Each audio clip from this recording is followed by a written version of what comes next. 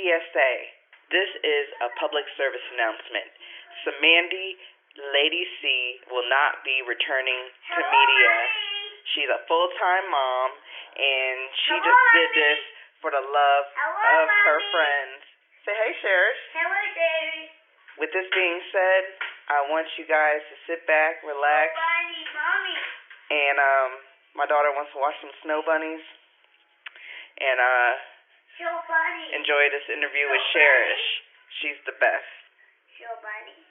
They're called Sunny Bunnies. Cherish Mie. Yes. Hello, it's your girl Cymandye Russell, and I am the senior graphic designer here. And I'm here at my job at Patchwork Recording Studios in Atlanta, Georgia. I had to meet up with my girl, Cherish Mie. She's a phenomenal producer, a singer, songwriter, chef. She does a lot of things. But before we get into that, I just want to do a formal introduction. So what's up, Cherish? What's going on, love? How's it going? I'm going good. I used to do radio and, media stuff.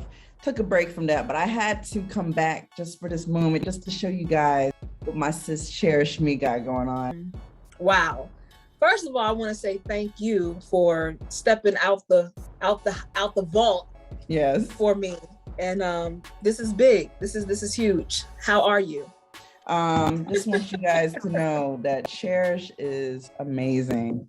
If you guys are not familiar, she is from where?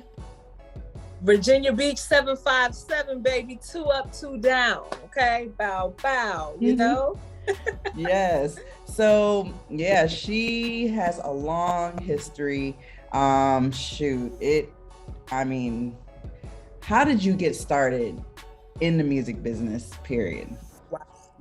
Okay. Well, I guess I would have to say how I got started in music. Like, I've been doing music for as long as I can remember. I have footage of, my father and I playing the conga drums, like at the age of 1. I mean, he had a keyboard strapped to my walker. Right. And I think he kind of saw the talent and the love for the music very early on. So of course I went through the years just, gathering my skill set and listening to the greats, listening to those like Teddy Riley, Jimmy Jam, Terry Lewis, Babyface, L.A. Reid, Prince, Michael, like the whole shebang. Anything that was great and sonically on point. Quincy Jones, of course, like I listened to it and soaked that in, and it just became a part of my identity. I started doing music professionally, seeking to do music professionally at the age of 13. Wow. So one of my first big projects, I was working with 7th Street while she was still with TG4, right? They had just got finished being signed with TUG, Chris Stokes' old label with B2K. And I met up with Sean Stockman from Boyz II Men, and he brought me to meet Seven and the girls. And we worked at 13, so this has been going on for a very, very long time. I've been doing a lot of things behind the scenes, and I'm just now ready to put myself out as an artist. It's been asked for a very long time, and I've always been like, and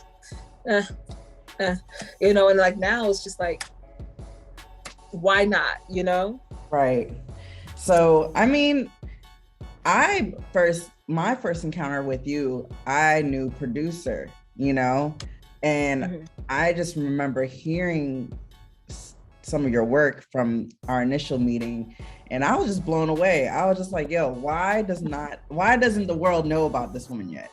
And then just seeing old videos of you like doing stuff like what was that Missy Elliott stuff? I want to play some footage, so y'all about to see as we're talking some of this footage. But what was that about? Ooh, okay, so Missy did choose me. Missy at the time, I believe back in like maybe 2005, possibly, maybe 2005, 2006. It was right before I graduated high school. Missy was putting together a movie. She was about to do a movie about her entire life. I had been introduced to Mona Scott, who manages Missy, through a dope songwriter named Karen Anderson. She's written for Blackstreet, she's written for Diddy, she's written for everybody. Shout out to Miss Karen Anderson. If you out there watching this, I love you, I miss you. Hey girl, you've taught me so much. But yeah, she was like, met me, and she was just like, you know what, this girl is everything. She's phenomenal. Like, she needs to meet Mona. So when we initially went to New York to meet Mona, the whole thing was about me, like as an artist, as a producer, songwriter, and they were just trying to like, y'all need to meet this girl. So when Mona met me, she was like, oh no, like she was like, baby, like you gotta play Missy. Missy's doing a movie, right? And you gotta play her. So excuse me. Fast forward to a few months later, Mona came from New York straight to Virginia Beach, and we ended up having a meeting. It was a surprise. She sprung me on Missy as a surprise. And I had been practicing, like studying Missy and her videos and things like that. My mother, who's a makeup artist and hairstylist, did all my makeup, made me look just like her. I cut my hair off in high school just to get finger waves for that, you know, for the rain look. And we did it all, right? Wow. And so I had been prepping for that moment for months. Like I would come home from school and just, they were like, it's time to rehearse. Do your homework and then come and rehearse, do your Missy shit, you know? Mm-hmm. So by the time I met her, I came in as a surprise. I walked in her house, literally walked into her house, and her own mother just thought I was her. Her own mother just was, you know, just was talking like it was nothing. So finally, you know, we go to Missy's movie theater. Missy's sitting in there just chilling, watching a movie. And so Mona's like, Missy, I got a surprise for you. So I literally did a whole full performance. I did a Missy medley. Wow. I did The Rain, I did Gossip Folks, and then there was one more song from her new album that she had just dropped called Cookbook at the time. I did something from that. And, you know, I changed up each look. I did the finger waves for Ram. I did like a full stage show, like for Missy Elliott in her house. Oh, wow. And she was like, she got the part. So what ended up happening was, you know, Missy had become, you know, struck down with Graves' disease at that time. And, you know, she kind of flew off the scene at that moment. Right. And so it kind of fell through. The movie situation fell through. But yeah, you know, so every time Missy has seen me, like, she's like, my baby, you know, so. Right. And I had a full circle moment from that, because by the time I was 19, I was working with Timbaland's brother and Tim, Sebastian. And, you know, Sebastian, aka G, you know, working with him. So that, and I never told them about the Missy situation. They never knew, you know, it's just. So they're finding out right now. Yeah. We live in a clout era. Let's be honest. We do. Who's your goddaddy, man? Teddy Riley. Teddy Riley. That's crazy. Like, yeah. So you literally, like you said, your dad, like, you've been born and groomed in this business. So it's in the business, yeah. Yeah, it's just a matter of time for the hard drive to be exposed, sis. Wow, G daughter. I really like this one. I'm proud of you. And you're sounding amazing. Hope you're keeping safe where you are. Love you. So, gosh, like, I think that this is a great time, you know, especially in the music business. It's really no telling when it's your time. That's what I've learned just from my experience. But I just feel like that, just like from that situation with the Missy situation, you know, the trials and tribulation, I think that you're going to experience a great breakthrough, especially as more people hear about you and your story. I think you have a phenomenal story. I mean, from the Stevie Wonder stories, I've heard a lot of stories from you, but that's not my business to say anything. They'll have to find out on a different documentary or something like that. So tell me about the hard drive. What you got going on with this? Like, where did it come from? I need the story. Okay. So I'm gonna try to keep it short and quick. So I recently, you know, decided to be bi-coastal, moving from Virginia Beach to LA. So, you know, I went out there for about, you know, 2.5 months, and I brought all my studio equipment with me, with my hard drive that I've had since maybe 2010, right? Wow. And so went out there, and all of a sudden, like, I wasn't really necessarily feeling creative. I was going out there, I was networking, I was meeting a lot of people, but I wasn't necessarily creating. And it's so crazy because I had a thought in my head. I'm like, yo, Cherish, you need to create or something's just not right. Something's gonna happen. And I felt it in my spirit. And one day I just heard this noise and I hear that hard drive, it's clicking. And I'm like, oh shit, what is going on? Right. So it wouldn't load up. Computer wasn't reading it. I'm like, what the fuck? Mind you, I hadn't updated this. I mean, not updated, but backed up this hard drive since 2016. Okay. So I'm like, what the hell is going on? So finally, I take it to a specialist, and I said, you know what, whatever the situation with that is, I'm gonna let that be. Right. And I came back to my house and I prayed to God, and I'm like, I see what you're doing. I feel what you're doing. It don't feel good, but if this is your will to allow this mess to not ever come on again, I'm just gonna have to accept it, because I feel like you're trying to rebirth me. I feel like you're trying to spark something in me. And I felt that, had that conversation with him. And you just got to be careful what you ask for, okay? Because God said, okay. Got an email the next day. They said, it's unrecoverable. Oh, wow. So all of that music. 2016, how much work would you say you lost? Oh my God. Hundreds and hundreds and hundreds of songs. Okay. That's a so I literally felt like somebody died. I felt like somebody was taken away from me, you know, because those are my babies, those were my creations. And at that moment I realized, I'm like, Cherish, but you haven't backed up your hard drive since 2016. So from 2016 on to now, you've really been sleeping on yourself to the point where you didn't even feel that important enough to back up. You've been so bogged down and consumed and distracted by life. Right. And not prioritizing yourself, your love, your passion. You haven't prioritized that. So I'm like, okay, whatever. So I grieved, baby. I grieved. Oh my God. Right. But thankfully, because I am a spiritually grounded person, after the grieving process, I just said, I thank you, God. I thank you, God, for seeing me worthy enough to learn this lesson. Right. You see me grown enough and ready enough for whatever chapter is next, you know? So I had a moment, and I realized that I had sent myself and, you know, other people, close loved ones, a lot of songs that I had bounced down. Because usually when I'm recording a song, there's really no such thing as a rough draft for me. Right. It has to sound like at least halfway radio ready before I even email it to myself or somebody else. So thank God, I'm just a stickler for that. After that, I found like a few songs, and I have like tons of songs, but I picked 20. I picked 20 songs and I mastered them. Okay. And I said, you know what? I'm about to put this out. I'm about to do like a song dump. Like they have like a photo dump on Instagram. So I'm gonna do a song dump. And I named it The Hard Drive because that's what sparked it. It was like, I have to leave that chapter, because I knew I was coming back to Virginia to take care of some business. I said, so before I come back here to take care of some business, I'm going to leave this piece of a chapter here in LA.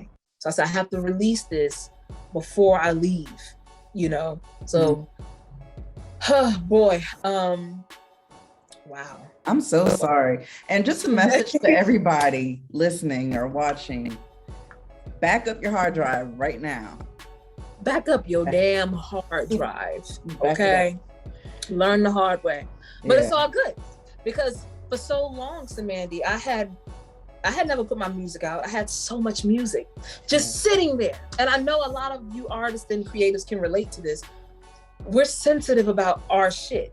Yeah. You know what I'm saying? So for us, it's never perfected. It's like, well, I gotta do this, I gotta add one more thing. Or sometimes you just sit there and you forget about it because you're working on something new.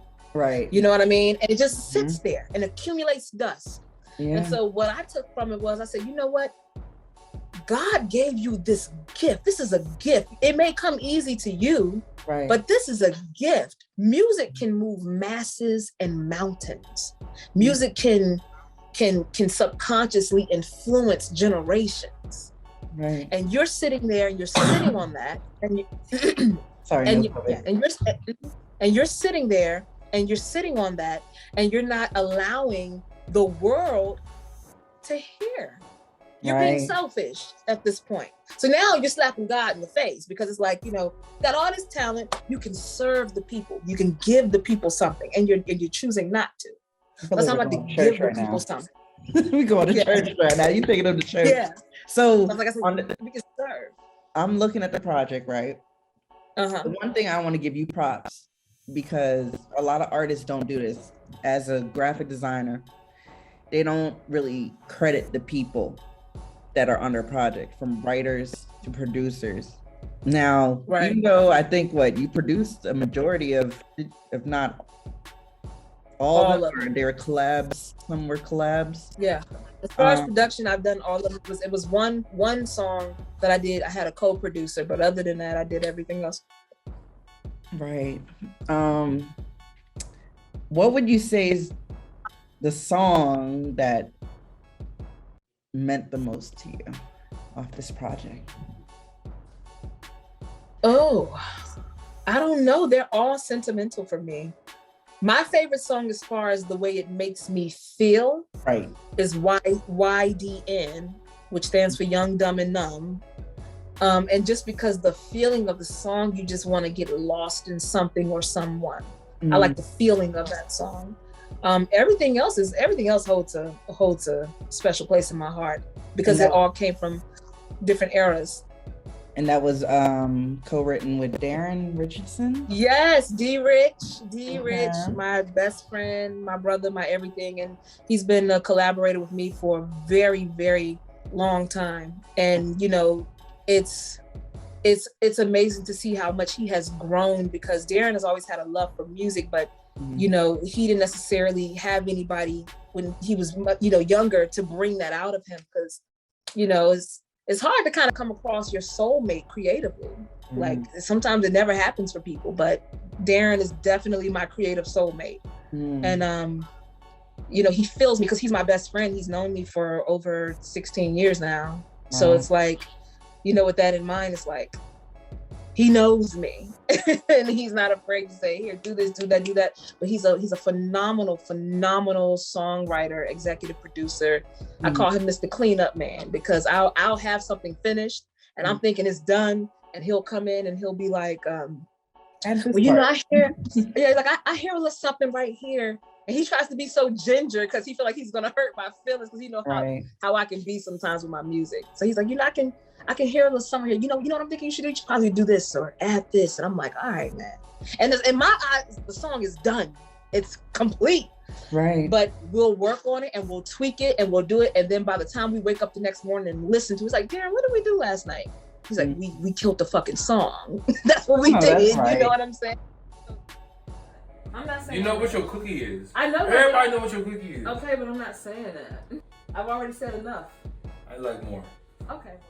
I told him, like, this is as much as his baby as it is mine, because there were songs that, like, for instance, The Weeknd that I featured Nat, Natalia Ramos, who's a, you know, dope rapper, reggaeton artist. She's a dancer. She does everything. So that song had been sitting in the vault on the drive for about since 2008. No, I did the song. I started on 2017. Came back here on vacation 2018 to work on it, and he heard so many things. Like, so he wrote the hook. He, you know, wrote the, you know, some of the verses. Like, and it was crazy how it came out. Then I meet Nat in 2020. And I'm like, I got the perfect song for you. I know you rap. And she hopped on that. So it's just like, that's just all spirit. Like, that's crazy how that came together. So, but that's what he does. Like, Darren is Mr. Cleanup. We call him Peter Pen, because he fly with the pen, like crazy on the pen game. Like, he's everything. I can't wait for you guys to be able to see our process. So, man, I love it. I love that you incorporate people in your life, because, you know, a lot of people be like, oh, I want this person that's written on this or this person. Yeah. You still. No, talent turns me on, baby. That's it. You got a vibe about you. You got some talent. We working. Yeah. So, where can they find your project at? Ooh, it's everywhere. You can find it on all streaming platforms: Spotify, Apple Music,